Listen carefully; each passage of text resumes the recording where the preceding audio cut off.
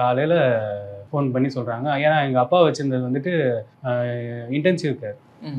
ஐசியூக்கு மேலே ஒரு இது இருக்கும், அங்கே வச்சுருந்தாங்க. அங்கே வந்துட்டு அட்டெண்டன்ஸ் அலோவ் பண்ண மாட்டாங்க. ஒரு 1 ஹவர் போய் பார்த்துட்டு வரலாம், இல்லை டாக்டர் ஏதாவது கூப்பிட்டா போகலாம் வரலாம். அதனால நான் கீழே இருக்கேன், இதில் வச்சுருக்காங்க.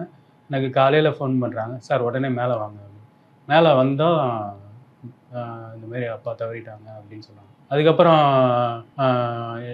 இது ஃபுனரல் அப்போ கேப்டன் அங்கே வராங்க, விஜயப்பா வராரு. அங்கே வந்து பார்க்குறாரு, பார்த்துட்டு அப்படியே கண் கலங்குறாரு. அவராலையும் ஜீர்ணிச்சிக்க முடியல அந்த இதெல்லாம் பார்த்துட்டு அதுக்கப்புறம் என்னை கூப்பிட்டுட்டு தைரியமா இருன்னு எனக்கு தைரியம் சொல்றாரு.